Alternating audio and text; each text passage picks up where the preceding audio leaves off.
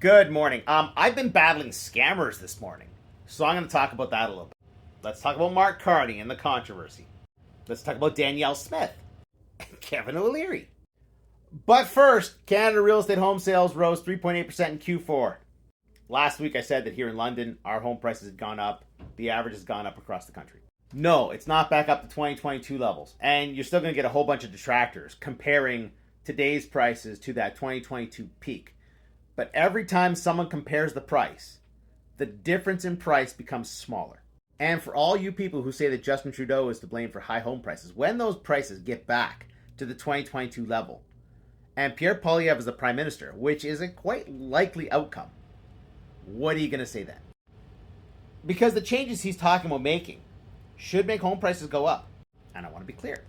What I've heard of him as far as what he wants to do with housing and oil and so on and so forth, I'm all for it.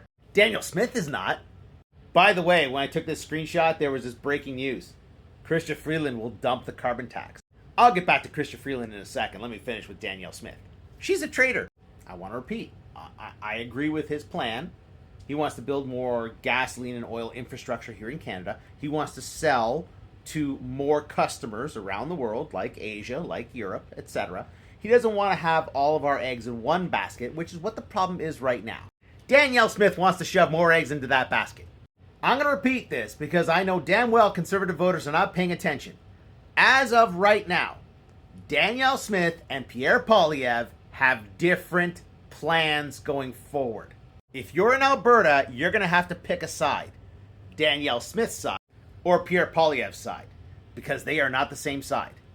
Just to clarify for you. Now I know that Kevin O'Leary is on Danielle Smith's side, but remember that Kevin O'Leary is not on our side.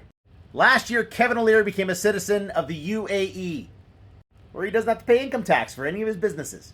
Funny thing, Stephen Harper introduced a law that would allow Canada to revoke Canadian citizenship from people with other citizenships if they were deemed a threat to Canada. Just saying. All right, the Mark Carney fear needs to die down. Look, the likely outcome is that Chrystia Freeland will be the next PM. See, she currently has a riding, so she's one step ahead of Mark Carney. Even if the Liberal Party decides that Mark Carney should run the Liberal Party, he has to get a seat in some riding somewhere in this country. And I'm telling you, I don't know that there's any safe ridings out there. Without that riding, he can't be PM. I'm really thinking Chrystia Freeland is going to be the next PM. Now, since we're on the topic of Mark Carney, what I constantly hear is that he is a quote-unquote WEF puppet. What is wrong with you people? Because you know who else is a WEF puppet? Stephen Harper. WEF puppet. Like, I don't use this term. I don't have a conspiracy theory regarding the World Economic Forum. That's for you folks. And it's because of that Pierre Poilievre asked for his name to be removed from the World Economic Forum website, but it's still in the archive. You people are very picky about who your conspiracy theories involve.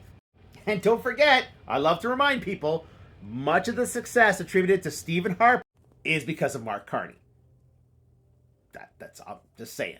All right, scammers. This is the bane of my existence. This is a scam account, and it has more followers than I do. More than double. The last video was from Christmas. So if you follow this account, but you're seeing me, go check who you follow. If you're seeing this video as this top corner here, that's a scammer. This is my actual homepage. I've changed the photo today. Note the username and note that I have pinned in this corner, beware of fraud. Now, there has been a bombardment of fraudsters this morning in my comments, which I have gone through and blocked and reported. But you know what I get back? I get this. No violations found, even though in the community guidelines, it clearly says you cannot impersonate someone else. And I have been battling this for months. The last time, which is currently still ongoing, I lost my shit. Because again, no violations found. You can't impersonate somebody, but no violations found. I've even sent TikTok the messages that I'm getting from people where the attempted fraud has taken place. No violations found. So, this TikTok ban that's going to be happening on the weekend and the fear of your data and so on and so forth, it's likely this. It's likely the fact that they say you can't impersonate somebody, but they 100% support you impersonating somebody else. Because when you complain, no violations found is the response. And I'm trying to get verified. I've sent my photo ID countless times. Yeah, if come next week we can't use TikTok, this is one aspect that I won't miss. And if come Monday morning TikTok isn't working, go to YouTube. Find me there. It's the same username. I will post daily videos on YouTube.